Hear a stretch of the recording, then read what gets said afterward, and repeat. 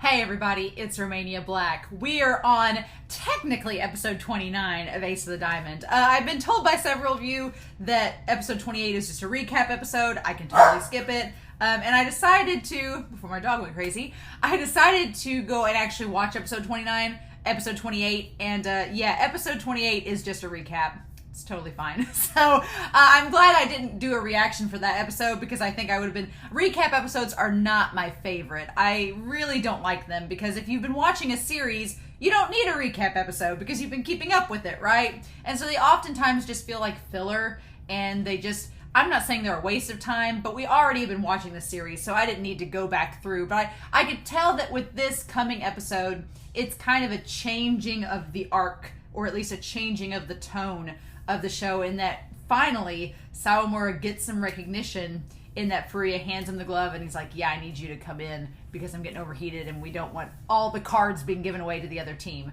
So I really appreciate that. But yeah, so we're going to do episodes 29, 30, and 31 in this session. And I'm pretty excited because this episode 29 title is Neck and Neck. Yeah, our boys are having a run for their money to try to get into that quarterfinal, and they just need to win this game so that Tamba can come in and play for the quarterfinal. And so there's a lot riding on this. There's a lot for the pitchers, there's a lot for the third years, there's a lot for Tamba, there's just a lot for everybody. So I've been really happy with this series so far, and it's kept getting better and better, and this game in particular has just been a lot of fun. So I'm ready to see what goes down in these episodes. I hope y'all are too, but I've got my notebook so I can make notes, my little post-its, and so we are ready to start, and hopefully my dog over here in the corner won't go crazy. We shall see. There are some mad squirrels about, so who knows.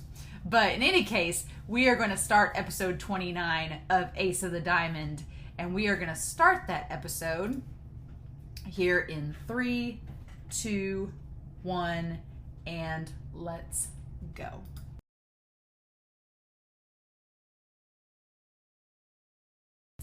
Oh, wow. Okay. Those 3 episodes were really good. As per Ace of the Diamond consistency, the show has been consistently good. So I have to say that. But y'all, this Yakushi entrance is very intriguing to me. The dynamic is very intriguing, but that's the last episode of this season. I've got so many notes, but we need to get through it. These episodes were so good. I'm getting that same Haikyuu feeling when in Haikyuu, if you've ever watched Haikyuu or read the manga, they really not only make you feel for the team that is our protagonist team, but they make you feel for the opponents too. They really get you into the mindset of the opponents and the other team and kind of their dynamic and their hopes and dreams and aspirations and goals as a team. And then by the end of it, if they lose, you kind of feel bad for them. You're like, oh, I feel so bad that you guys lost too. And this string of episodes really kind of set that tone because I felt bad for Shunshin. And now I feel bad for Ichidai and Yakushi. Like, one of those teams is going to lose, and I like both of them. Although, the dynamic of Raichi has me kind of pulling for Yakushi just because the dynamic's so interesting. But we'll get to Yakushi. We'll get to the Todorokis, keeping up with the Todorokis, Ace of the Diamond edition. We'll get to them. But so, going through these episodes, in episode 29, June, I like establishing that each of these players on Sato's team have a unique ability about them. Like Kuromochi's, we've established, is fast. If Kuromochi can hit the ball, he can get to base. It's just a matter of him getting the ball on the field where it's playable. But June, I like that Shunshin calls him a bad ball hitter. Like, he'll hit a bad ball. He finds a way to make a bad pitch work in his favor. And so it makes him, like Shunshin says, it makes him hard to understand. And I like that because June being called the Spitz of Sato, like he's loud, and that kind of relates to June's character too, because he's loud and abrasive, but then when he gets to the plate, he like bows and says, hello. Like, he's courteous. It's just his personality is so loud. I really like that. I love them calling Sawamura's pitch a disgusting pitch. It's so cool. It's like an oozing pitch. Some of you have commented that like the baseball term is nasty, like nasty pitches. I love that. props to Sawamura. He hung his own throughout this entire game. He like held his own, and right up to the last 2 innings when they brought Kawakami in, like Sawamura and Furuya, they did good with this game. Like Chris Senpai says, it's really because of them that they won. And that's so interesting to me. Yuki, freaking intimidating. I don't know, the way they animate Yuki when he's at the bat and his eyes are like glowing and everything else is in shadows around him, so intimidating, but I love it. I absolutely love Yuki, and I like that that one swing of his bat, even if it was a foul, like intimidated the outfielders. Like that was really cool. But honestly, the big talk with episodes 29 and 30 are the idea of what if Miyuki and Shunshin were a battery? That's terrifying. That's like dream team scenarios. I have a feeling by the end of the series, it's going to come up in the live stream when we ask like what would be the ideal team. I'm gonna have to write down like the top 20. Like what would be the dream team of this series. That's going to be interesting. That'll be something to do at the end. But the battery of Shunshin and Miyuki would be terrifying because you have two totally in control, calculated characters that would be able to just make some insane plays. And Miyuki was so in sync with Shunshin's pitches that he was able to get into the catcher's head and predict what kind of throw would I want if I... And it helps that Miyuki's a catcher himself, so he can kind of play in the mode and be like, okay, what would I want to do if I was the catcher in this situation? And then that helped him predict it. But that was so cool. The Battle of the Glasses, indeed. That's definitely going to be part of the title. It's going to be the Battle of the Glasses and Todoroki's? Like that's going to be the title of these episodes. The Battle of the Glasses, because I love that line. And of course the reporter, she's a huge Miyuki fan, so she's like, yes, please. But I felt I like that Kuramochi finally got some hits to go to base. Like he had been bitter this whole set of episodes and he finally got to base. But I felt so bad for Shunshin, knowing that this is potentially the last time he plays high school baseball. Now he told them to brace themselves, which obviously he didn't want to bring up that it was possibly his last year. But I wonder like if they ever do like collegiate baseball in this series. I don't know if it'll go that far, but that would be really interesting if Shunshin came back and played at a Japanese college, at a university, and played for their team there. That would be really cool. But I felt so bad, and the team just hovering over him and encouraging him, like, and the coach, like that was just so sweet, and him not crying till the very end. It was like, it was so damn good. But them calling Sawamura's pitch a game changer. Indeed, a game changer. Not being able to totally predict what to do. And I like that Miyuki says it's okay if you don't have total control, because that just makes it a little bit wilder and a little bit harder for them to predict. Sawamura and Furuya are very polar opposite in terms of their pitching. And we've talked about this in the reactions, but I think what's interesting in this set of episodes is Furuya's fastball is concise, but it's predictable, right? It's fast, it's got power, but it's predictable. Once you figure him out, he's not too hard to overcome. It's just the fact of figuring him out.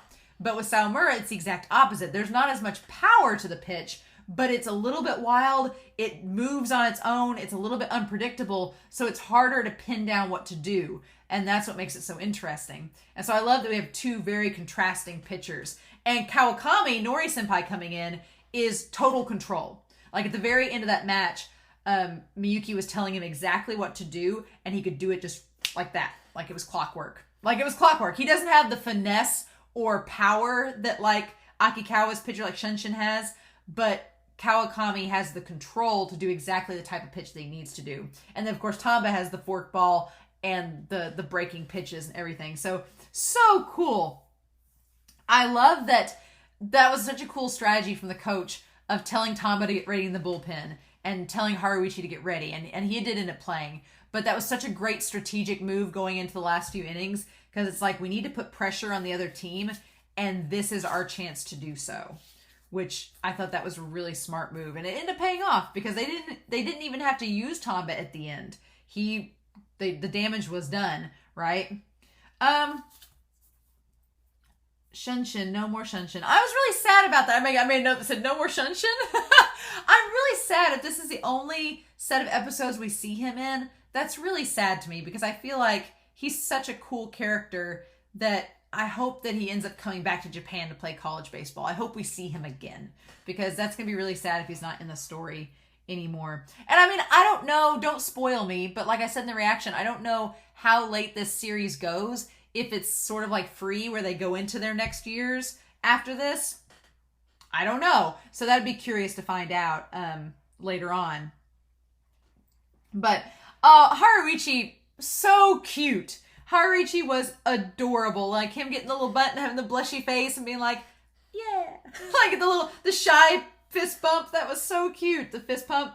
And then Sawamura, good at bunting.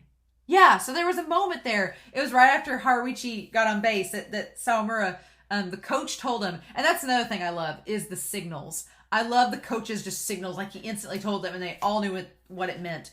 But Sawamura, I love Kuramochi gets mad at him. He's like, you're a great bunter and you don't even realize it. It's like Sawamura has these hidden talents that he doesn't even understand what they are. Like he doesn't quite understand why his pitch is so unique, but everybody else sees it. And he's good at bunting, which I'm assuming will be very handy later on, knowing that he's a good bunter. But he doesn't even realize it. And I love how Kuramochi, because Kuramochi and Ryunosuke are your cleanup people that do the bunting too. So they're like, you're great, you're a natural at this, and you don't even realize it. It's like, it reminds me a lot of Slam Dunk in that instance, because Sakuragi is good at rebounding and he doesn't instantly realize it at first. So that was really cool too. Also being reminded that Kuramochi is fast. Dude is fast. Once he gets on base, he's gone. That moment though, when Ryunosuke saved Haruichi, him just jumping in to hit that ball, to hit that pitch, that was so freaking cool. I loved that. That was so neat. Like him saving his brother so that he could get home and score a run for the team. And that's really the momentum. Ryunosuke's dive is what gave it momentum for them to win the game. So in all honesty, I mean, granted, Furuya, Sawamura, Miyuki, Yuki, Kuramochi, like all the players, they're all important to them winning. But man, Ryunosuke, that one play, I think maybe won them the game. Him diving to hit that pitch. Here's the funny thing though. I wrote down here, Akikawa, they were the opponents in this, and they were leading at the start of the game, and then they ended up winning 2-7 because of that big string of runs that they got towards the end that Sato did. But you know what's funny? Watching this set of episodes, I was like, if this were any other sports anime, I'd be rooting for Akikawa. Akikawa would be the underdog team, and I'd be rooting for them. But because it's Ace of the Diamond, because this is the prestigious team that we're following, it's Sato that comes back in. Like this game was exactly what would happen in like a stereotypical rival team season 1 move. Like, I'm thinking of Haikyuu in season 1 where they face off against Seijo in the it's the semifinals, and then they lose by by 2, and there's that big dramatic moment. I'm like, this was that moment. Akikawa was like Krasano losing to the big name school. And, in a normal sports anime, we'd be rooting for Akikawa. But in this one, we're wanting Sato to make it to the top. So it's interesting. I like that perspective a lot. Very, very interesting. So, Kawakami pitched at the very end. I want to make a note, though. I think it's really important to get the idea and the fact down that Shunshin pitched for 9 innings. The dude pitched the whole game. And then Sato had 3 pitchers they went through. I think that's huge. I think that is really telling as to part of why they perhaps lost, because this team, Shunshin was their really good player, and they had to use him for the whole game to stay on top, and even then it wasn't enough, and that's why they lost. It reminds me if you're on like I'm from a very small town, so when we played basketball in high school, if you had a really good basketball player, they'd stay in most of the games, and you'd have to only swap them out so you'd save your minutes, because you can only use players for so many minutes in games. But that's saying something. I feel like if Akikawa had that extra pitcher, if they'd had somebody that could have relieved Shunshin and been effective, then I don't know if Sato could have pulled it off. I don't know. But they didn't have that, so that's just part of it. And then the silence at the very end. That silence was so, so sad. Like, just seeing them slowly, like, picking up the pieces. And then the crowd cheering them on. Like, The crowd cheering him on, that was so, so good. Like, it was just very rewarding that they got their due diligence. And then, of course, the coach and everybody crying and Shunshin shedding those manly tears. It was good stuff. I hope that's not the last we see of Shunshin, because I really would like him to stick around in the series and come back later and face them. But who knows? I like that Sawamura, Hariichi compliments him after the game. And he's like, great job. And he's like, I was desperate. He's like, I was confident and I had a strong will, but it's because I was desperate. I had to do well. And Miyuki, this tsundere troll, he won't say anything nice to Sawamura, which is hilarious to me. I also am going to, after I'm done recording this, I'm going to go make a gif of Hariichi, of Furuya and Sawamura going, I'm going to make a little gif of them clapping and use it all the time because that's absolutely amazing. But yeah, Miyuki, you have nothing nice to say to Sawamura, do you? Here's the thing. At one point, he's going to say something nice to Sawamura after the game, and it's going to like cut right into my heart. I can already feel it. I can feel it coming. But then, yeah, I took a whole page of notes over this last episode because I thought going into this, I was like, okay, all right, it's fine. Ichidai third versus Yakushi. It's going to be one of those like filler transitional episodes where you just see the other team's face and you're like, oh, cool, that's nice. We got a sense of how the team is. Now we're going to face them. No, that's not how this episode was at all. It was introducing your players for both teams. But then, honestly, I don't know how this I don't know how this match is going to end. Because it could really go either way. You could have, it's like pick your poison, right? You either have Ichidai third, who are the favored ones to win, and you get Tamba to go after Monaco Boy, his childhood friend and rival. You have that scenario, which seems highly likely. But then you also have this rookie first year who's absolutely batshit insane. And his father that's the coach. And we'll talk about them in a minute. But you have that whole dynamic and the potential with that. So it's like you have two teams with a lot of potential. And I'm so curious how this show is going to handle that. Like, which route are they going to go? Are they going to go with the typical rival childhood friend angle? Or are we going to go with this dark horse, as episode 31 is called? Ooh, I don't know, y'all. I don't know. But both dynamics are so interesting to me. So Monica Ichidai's ace. I love the flashback with him and Tamba. Tamba with hair, with his quiet, like, nervous voice. Like, oh, how Tamba has grown over these last few years. But when they're in middle school, seeing him and Monica and them both deciding to go separate ways, but to face each other at nationals, like, that's so cool. And I love that their coach, instead of saying, he says, everybody is a boy. Monica boy. Raichi boy. Ome boy. Ome seems like their Yuki. Ome seems like their version of Yuki on Ichidai Third's team. But then we have Yakushi and that team. What a bizarro duo of the Todorokis. It felt like My Hero Academia for a second, because not only was Tamba calling Monica Kachan, which is what Deku calls his rival childhood friend Bakugo, but then you have Todorokis, which the Todorokis are like my favorite characters in My Hero Academia. Will this father-son duo be my favorite characters in this series? I don't know, but I kind of love them. They're so chaotic. The music change and the lighting inside that room where Raichi was practicing batting at the very start of the episode. What the heck? That was insane. I loved that animation. And the fact that his wooden baseball bat is called Money Tree. Money Tree, and his father's in debt. Interesting. That's some interesting symbolism there. I'm sure we're going to get backstory on these characters. I'm sure, as interesting as they are. But he's a third baseman, has a bat named Money Tree, and Raichi Todoroki.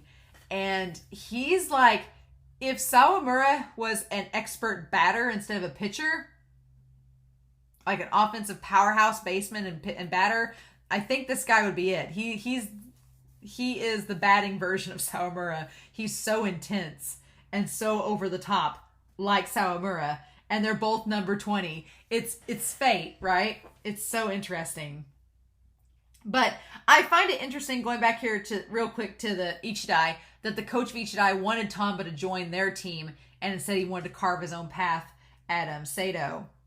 And then just innocent Tamba gets me. But oh my god, Raichi.